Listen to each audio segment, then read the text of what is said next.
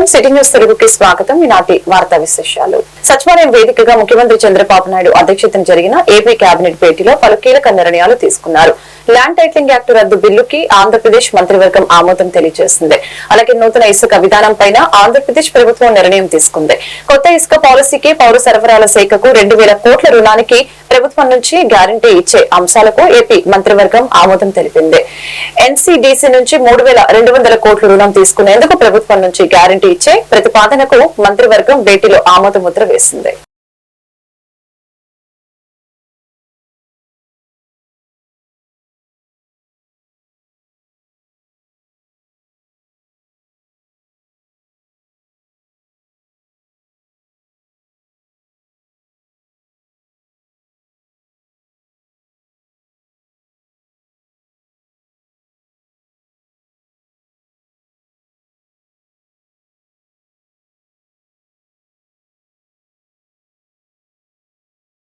ధాన్యం సేకరణ విషయంలో గత ప్రభుత్వ విధానం వలన రైతులు ఇబ్బందులు పడ్డారని మంత్రి పార్థ సారథి వెల్లడించారు.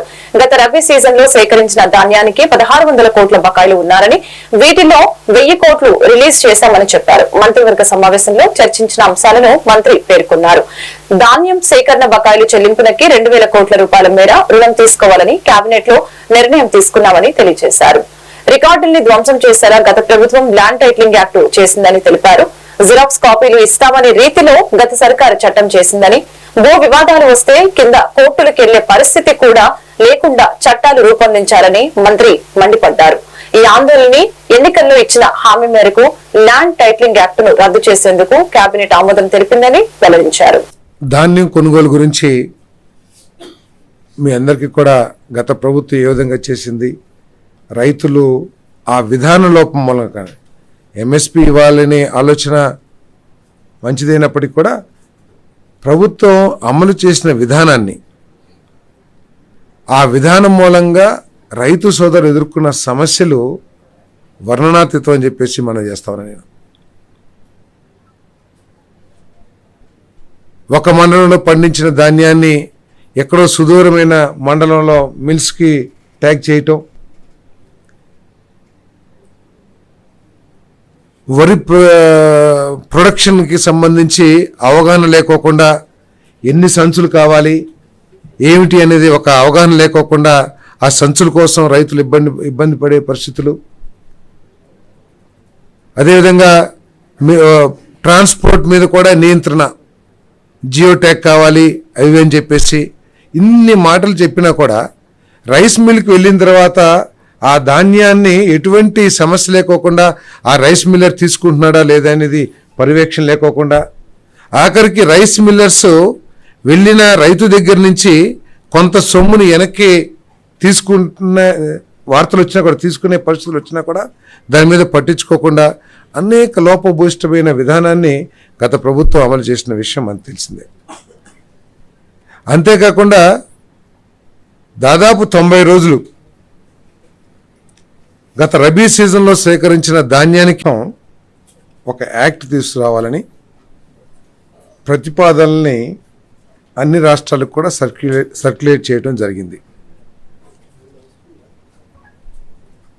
నీతి ఆయోగ్ కేంద్ర ప్రభుత్వం ఆధీనంలో ఉన్న సంస్థ అయినప్పుడు కూడా, ఇండిపెండెంట్ సంస్థ అనుకోండి, బీజేపీ పాలిత రాష్ట్రాలు కూడా చాలా వరకు ఈ ల్యాండ్ టైటిలింగ్ యాక్ట్ని అమలు చేయలే. ఈ ల్యాండ్ టైటిలింగ్ యాక్ట్ మీద స్టేక్ హోల్డర్స్ అందరూ కూడా చాలామంది బహిరంగంగా, అదేవిధంగా పత్రికలు కానివ్వండి, మీడియా కానివ్వండి, అందరూ కూడా పలు సందేహాలను వ్యక్తపరిచారు. అయినా కూడా గత ప్రభుత్వం హడావిడిగా స్టేక్ హోల్డర్స్తో ఎటువంటి సంప్రదింపులు జరగకుండా,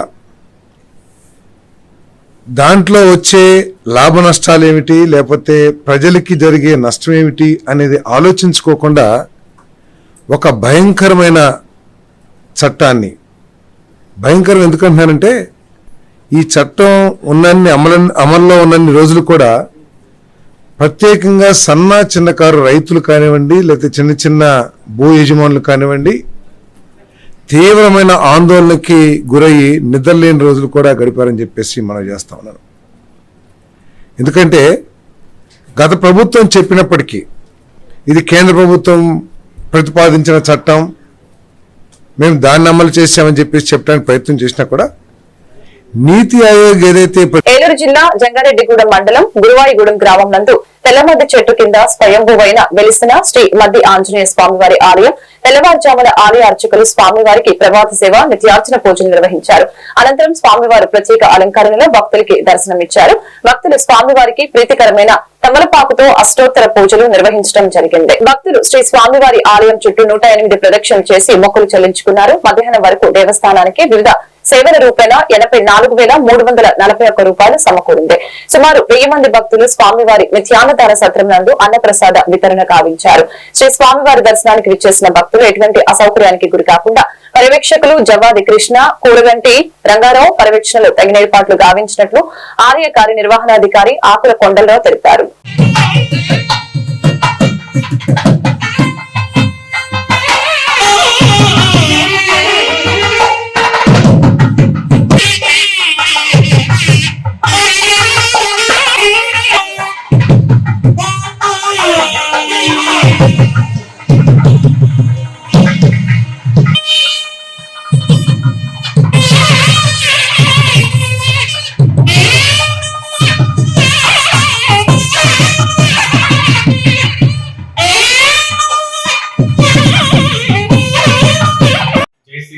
జై హనుమాన్.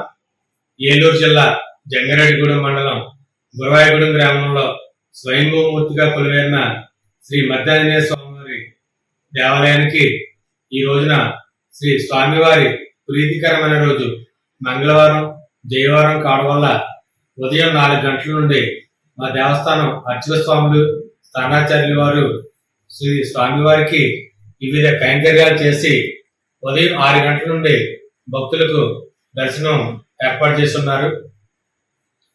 ఉదయం నుండి శ్రీ స్వామివారి మహామండపం నందు ఉచిత ప్రసాదం కూడా పంపిణీ జరుగుతుంది. భక్తుల సౌకర్యార్థం 2 క్యూ మార్గాలు ఏర్పాటు చేయడం జరిగింది. 1 ఉచిత దర్శనం, 2 గర్భాలయ దర్శనం.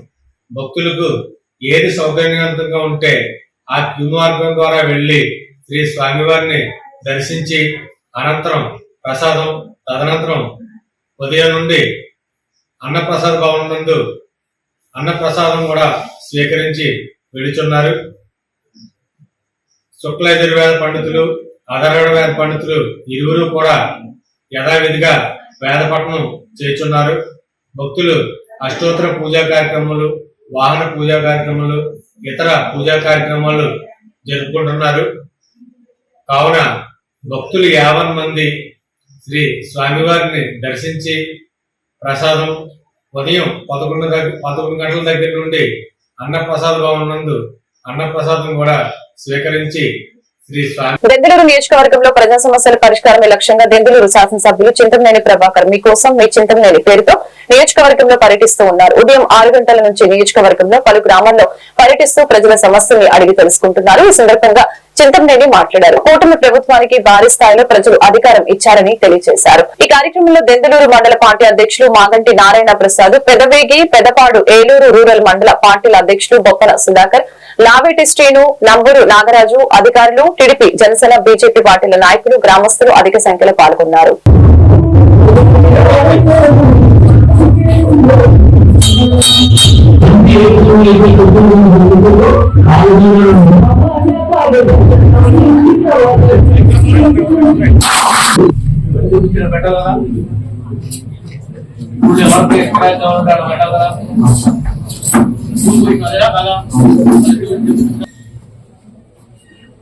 సమాధానం చెప్తాడు.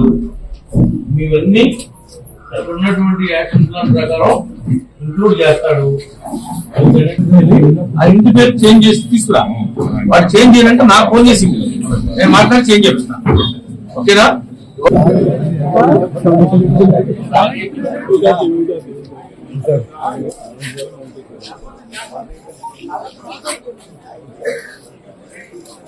అయిపోతే ఎన్నికలప్పుడు మీ దగ్గరికి వచ్చామో ఏమైతే చేస్తామని చెప్పామో అవి ఒక్కొక్కటిగా చేసుకుంటూ వస్తున్నాం.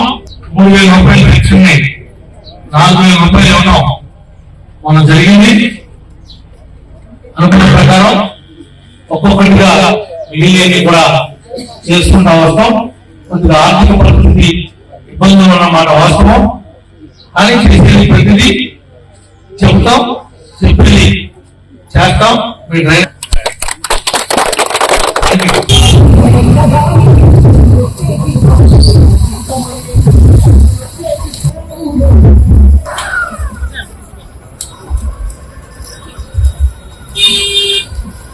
వచ్చారు నడుచుకుంటూ. మనం ఏం చేస్తే వీలు పడుతుందో చూసి ఆమె ఏంటో షార్ట్అవుట్ చేసుకుని కూడా రండి.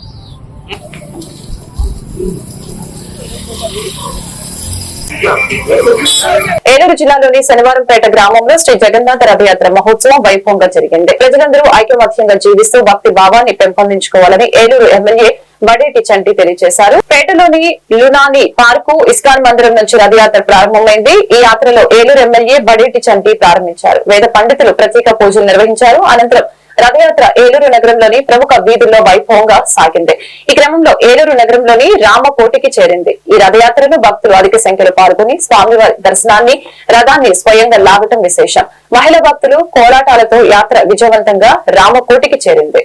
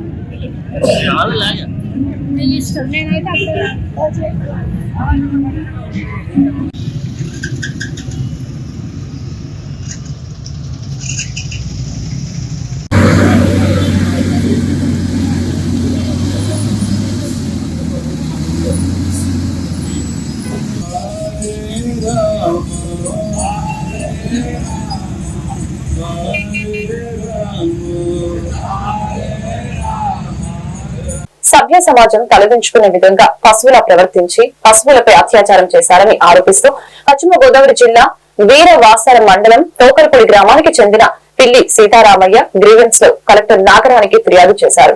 ఈ నెల 4వ తారీఖున రాత్రి అదే గ్రామానికి చెందిన కొంతమంది యువకులు గంజాయి మద్యం సేవించి గేదె కాళ్లను తాడుతో బంధించి మానభంగం చేశారని, గేదె కాళ్లపై గాయాలను, ఒంటిపై గోళ్లతో గిరిన గాయాలను యజమాని చూపిస్తూ ఆరోపిస్తున్నాడు.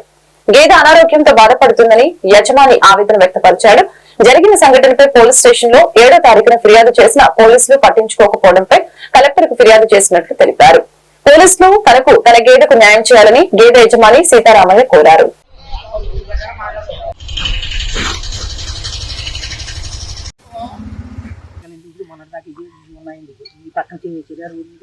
ఇలాగేసి పడగొట్టి చెప్తాను మనం గోల్డ్ కూడా మన దాకా ఈ గోల్డ్కి స్నానాలు ఉన్నాయండి.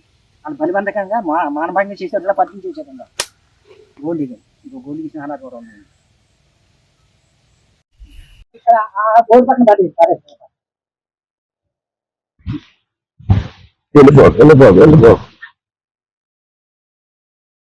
అలాగంటే నాడు లోపల పాలు కట్టేసి లోపల కట్టేసి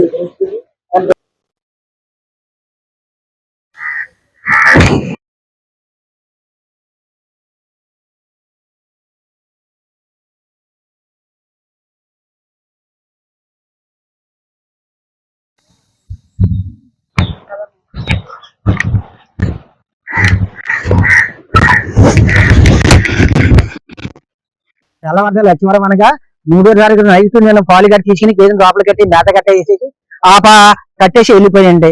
తెల్లాట లచ్చవరం అనగా సాయంత్రం పొద్దున పూట కొన్ని పాలు తీసుకుని వచ్చేటప్పటికి గేదెని మానభంగం పగ్గ ఏ రోడ్డు పక్క నుంచి పగ్గం పట్టుకొచ్చేసి 4 కాళ్ళు కట్టేసి గేదెని పడగొట్టేసి దాన్ని మానభంగం చేసి గేదె లేకుండా చేసేసారండి. దాన్ని మెల్లిమెల్లిగా పాకలు బయట తీసుకొస్తుంటే గేదె నడలేకపోతుంది. అప్పుడు దాటగారికి ఫోన్ చేసి పశువుల దాటగారికి ఫోన్ చేసి ఆయన రప్పించి 4 ఇండేసి చేయించి ఆయనతో మాట్లాడితే గేదెని ఎవరో రేపు చేశారు, పడగొట్టేశారు. వేరే ఎత్తులు మీకు తెల్లదని నాకు తెల్లదు, నాకేమీ తెల్లలేదండి. ఆ ఎత్తులు మాట చూద్దామని మీరు వెతించేమన్నాను. దాటగారు 5 రోజులు ఇండేషన్ చేసి ఇంకంతకంటే ఎక్కువ చేస్తే దాట మళ్ళీ పాలు ఉండవు, మీరు మాటేరు వెళ్ళి ఆ మాటేరు దాటగానే సమర్థించి హోమియోపతి మందులు పట్టుకొచ్చి వాడమన్నారు. నేను పట్టుకొచ్చి హోమియోపతి మందులు వాడతానండి. తర్వాత మా అబ్బాయి ఎవరు దేవాలయం ఉంటే ఆడు కౌరంపి 2 రోజులు ఖాళీ లేక 2 రోజులకు వచ్చారండి. ఆదివారం నా స్టేషన్కి వెళ్ళి ఇలా జరిగింది చెప్పేసి పోలీస్ స్టేషన్ కంప్లైంట్ ఇచ్చానండి. ఇచ్చినప్పుడు ఆదివారం వారం అయిపోయింది, నాకు ఎటువంటి సొంతం అందలేదు. అందకపోతే నేను ఆదివారం నాడు నేను ఒక పీటర్ గారి దగ్గరికి వెళ్ళి ఈ కాగితాలు పూర్తి చేసుకుని మన కలెక్టర్ గారి ఆఫీస్కి వెళ్ళి కలెక్టర్ గారికి అందజేశాను. కలెక్టర్ గారు అమ్మని వెళ్ళిపోయి నేను వచ్చి చూపిస్తాను, దాన్ని నేను పంపిస్తాను, పశువుల దాట గారికి ఈటీవీ నాటి పంపిస్తాను. తర్వాత నేను ఏం చేయాలని చెప్తానని కలెక్టర్ గారు. ఇప్పుడు రోజునండి ఇక్కడికి వచ్చి గంజాయి మందు అవి తాగుతున్నారండి. ఆ తాగిన వాళ్ళు పని చేసేది చెప్పి మాకు నిర్ధారణ వచ్చిందండి. తాటగారు చెప్పారండి ఎలా నిర్ధారణ, తాటగారు పిలిచామండి. ఆయన ఇలాగ 4 కాళ్ళు కట్టేసి ఇలాగంటే దాన్ని మానభంగం పడగొట్టి మానభంగం చేశారు, గోల్డ్ గడ్డి తీసిన ఆనాలు అని చెప్పి తాటగారు నిర్ధారణ చేశారండి. మాకు తోకలపూడి పశ్చిమ గోదావరి జిల్లా నరసాపురం ఎంపీడీఓ వెంకటరమణ మిస్సింగ్ అయ్యారు. నెల 3వ తేదీన ఆయన మెడికల్ లీవ్ పెట్టి స్వస్థలం కృష్ణా జిల్లా పెనమలూరు వెళ్లారు. నిన్న ఉదయం బయటకు వెళ్లిన ఆయన ఈ రోజు వరకు ఇంటికి రాకపోవడంతో ఆయన భార్య పెనమలూరు పోలీస్ స్టేషన్ లో కేసు నమోదు చేశారు. అయితే ఎంపీడీఓ మానసిక ఒత్తిడికి వైసీపీ నాయకులే కారణమంటున్న వాదనలు వినిపిస్తూ ఉన్నాయి. నరసాపురం రేవు పాటదారుడు సుమారు 50 లక్షల వరకు మండల పరిషత్తుకు కట్టాల్సి ఉంది. రేపు బకాయి చెల్లించాలని గత కొంతకాలంగా ఎంపీడీఓ ఒత్తిడి చేస్తున్న పాటదారుడు దాటవేస్తూ వచ్చాడు. ఆయనకు వైసీపీకి చెందిన ఓ మాజీ ఎమ్మెల్యే అండదండలు ఉండటంతో నిర్లక్ష్యంగా వ్యవహరిస్తున్నారని అన్నారు.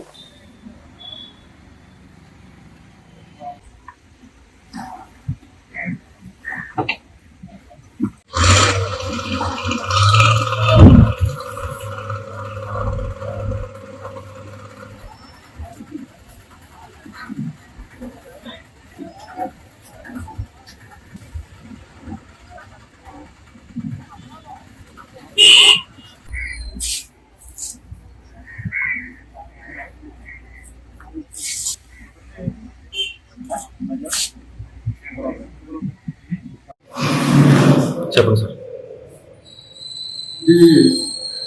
ఈరోజు జరిగిన ప్రతి జాయింట్ కమిటీ సమావేశంలో కమిటీ సభ్యులందరూ కూడా దీన్ని అతను బకాయి సరిగ్గా కట్టలేదు కాబట్టి, దవేజీ గారు బకాయి సరిగ్గా కట్టలేదు కాబట్టి మొత్తం పంటని రేవుని హ్యాండ్ ఓవర్ చేసుకోవడానికి తీర్మానించమైంది. దాన్ని వీలు చూసుకుంటే 2వ తారీఖు 3వ తారీఖు అనేది దానికి హ్యాండ్ ఓవర్ చేసుకోవడం జరుగుతుంది. డిపార్ట్మెంటల్ గా నిర్వహించడం జరుగుతుంది. ఎంత సార్ బకాయి ఎంత ఉంది సార్ ఆయన కట్టాలి? బకాయి 53 లక్షలు ఉందండి సార్. ఇన్నిసార్లు మరి ఎందుకు అవకాశం ఇచ్చారు సార్ ఆయనకి? ఈసారి అవకాశం కమిటీ తీర్మానం ప్రకారం మొన్న కూడా ఆఖరి అవకాశం ఇచ్చాం. ఆఖరి అవకాశంలో కూడా కట్టలేదు కాబట్టి దాని ప్రకారం ఇప్పుడు హ్యాండ్ ఓవర్ చేసుకుంటాం. ఆ బకాయి రికవరీ మొత్తం అతని ఆస్తుల మీద అతని సాల్వెన్సీ ఉంది కాబట్టి న్యాయపరంగా వెళ్ళి చర్యలు తీసుకోవడం జరుగుతుంది. కమిటీ నిర్మాణం జాయింట్ కమిటీ తీర్మానం నిర్ణయం మేరకు జిల్లా పరిషత్ పంపించాం. జిల్లా పరిషత్ వారి ఆదేశాల ప్రకారం అతనికి హ్యాండ్ ఓవర్ చేయడం జరిగింది. నాయి బ్రాహ్మణులకి ద్వారకా తిరుమలలో కళ్యాణ మండపం నిర్మాణానికి ఏలూరు ఎంపీ పుట్టా మహేష్ కుమార్ ఎన్నికల్లో హామీ ఇవ్వడం జరిగింది. ఎంపీ సూచనల మేరకు గోపాలపురం ఎమ్మెల్యే మద్దిపాటి వెంకటరాజు ద్వారా తిరుమల వెళ్లి నాయి బ్రాహ్మణులకి 50 సెంట్ల స్థలాన్ని కేటాయించడం జరిగిందని తెలియజేశారు. అందుకు కృతజ్ఞతగా బెందులూరు నియోజకవర్గం విజయరాయి గ్రామంలో నాయి బ్రాహ్మణ కమ్యూనిటీ హాల్ వద్ద ఎంపీ పుట్టా మహేష్ కుమార్, ఎమ్మెల్యేలు మద్దిపాటి వెంకటరాజు, చింతమనేని ప్రభాకర్ల చిత్రపటాలకి పాలాభిషేకాన్ని నిర్వహించడం జరిగింది. అలాగే ఒకసారి బాబాయ్ ఒకసారి చూడండి.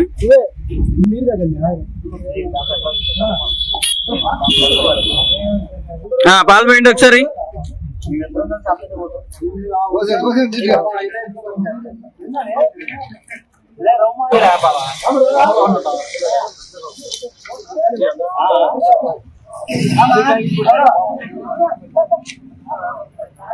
ఒకసారి చూడండి, ఒకసారి ఏమండి, ఒకసారి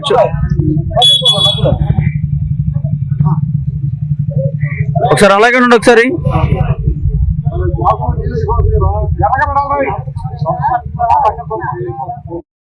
ఈరోజు ఎందులూరు నియోజకవర్గం విజయరాయి గ్రామంలో మన నాయకురామ కమ్యూనిటీ హాలుగా మన ఎంపీ పుట్టా మహేష్ గారికి, అలాగే మద్దిపాటి వెంకటరాజు గారికి, అలాగే చింతమనేని ప్రభాకర్ గారికి ఈరోజు పాలాభిషేకం చేయడం జరిగింది. ఎందుకంటే ఎన్నికల ముందు మనకి ఎంపీ గారు వార్తా తిరుమలలో కళ్యాణ మండపం కట్టి చెప్తానని చెప్పేసి మనకు మాట ఇవ్వడం జరిగింది.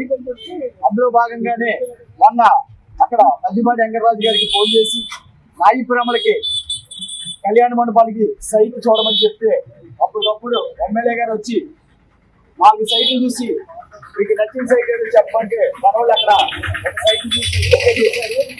ఆ ఎమ్మెల్యే గారు వెంటనే నాయిపురమ్మలకి 50 సెంట్ల స్థలం ఇస్తామని చెప్పేసి పేపర్ స్టేట్మెంట్ ఇచ్చి, అలాగే ఎంఆర్ఐ గారు సరిపోదు, దాన్ని కళ్యాణ మండపం కట్టి చెప్పడంలో చాలా కసిగా పనిచేయాలి, 100% చేయాలన్నది.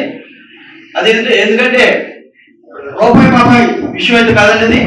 ఇక్కడ ఉన్న పెద్దలందరూ కూడా చెప్తున్నా, ఎంపీ గారు మనకి స్థలం ఇచ్చారు, కట్టేస్తానని చెప్పేసి హామీ ఇవ్వడం జరిగింది. దానికి పూర్తి మద్దతు ఆర్థికంగా అక్కడ ఏమన్నా ముందుగా మనం చేయాలన్నా ప్రతి ఒక్కరి సహకారం ఉండాలి. మీరు ఈ గ్రామాలలో ఎవరైనా పెద్దలున్నా వాళ్ళ దగ్గర కూడా మనం వెళ్ళి కలిసి మనకి అక్కడ ఏమైనా కావాలంటే ముందుగానే ఏం చేయాలన్న దాని మీద కూడా మళ్ళీ త్వరలో ఒక కమిటీ వేస్తాం. ఆ కమిటీ వేసాక కూడా దాని మీద ఒక 10 మంది టీం తయారు చేసి ప్రోటోకాల్ ప్రకారం పక్కాగా సిస్టమేటిక్ గా అక్కడ ఏం చేయాలో అన్ని కూడా సంవత్సరం లోపల ఎంపీ గారు కట్టి మాటించడం జరిగింది. సంవత్సరంలో 2 నెలల్లో మనం శంకుస్థాపన చేస్తాం అని చెప్పారు. అలాగే రేపు వచ్చే నెల 20వ తారీఖున ఎంపీ గారు మళ్ళీ వస్తున్నారు. 25వ తారీఖున మంచి ముహూర్తం చూసుకుని ఉండమన్నారు. మనం ఆ రోజు శంకుస్థాపన చేస్తాం. ఆ తర్వాత సంవత్సరం లోపే కళ్యాణ మండపం అవుతుందని చెప్పి. ఈ వార్తలు ఇంతటితో సమాప్తం. మరొక బిల్టన్ మళ్ళీ కలుద్దాం. నమస్కారం.